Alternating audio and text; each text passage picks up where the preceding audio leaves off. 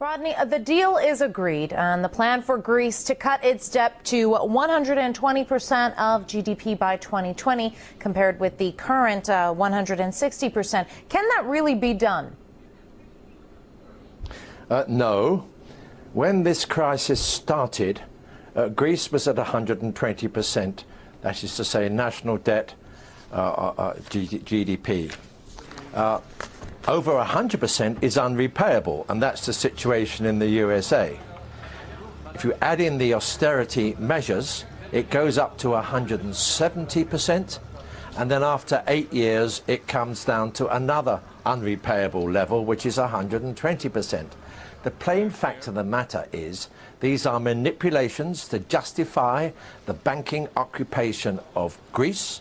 The Greece people should revolt, because they are being smashed into the ground, their sovereignty is being destroyed, their property assets are being sold off, they're being put into poverty and debt peonage, not just for the rest of their lives, but for their children and their grandchildren's lives. The whole thing is a fraud.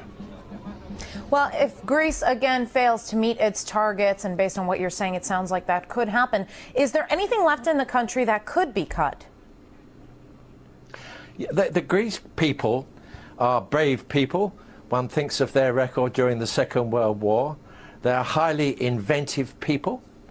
All that they need, in fact, is a new policy. That policy must start by controlling the banks, which create money out of nothing, put it at compound interest, and do not put it into the real economy, and in particular to the spreading of the real economy. And unless you open up an interest-free supply from your own national bank. But to do that, Greece must get out of the euro and take its own destiny forward in the same way as Iceland is now doing, and doing very successfully. The Dutch finance minister has demanded the establishment of a permanent troika office in Athens to ensure Greece fulfills its obligations. How democratic is this suggestion? This is an office of the financial fascists. These are the local Nazi implementers. They are the sign that Greece has been occupied, colonialized, and sacrificed for something which is not going to work in any case. The office should be kicked out, for starters. Well, the EU is kind of seen by many as taking on a sort of parental role when it comes to Greece, writing off part of its debt, giving more money in exchange for promises that Athens will do what its creditors say. Tell me very quickly, why is the bloc so keen to hold on to such a shiftless member?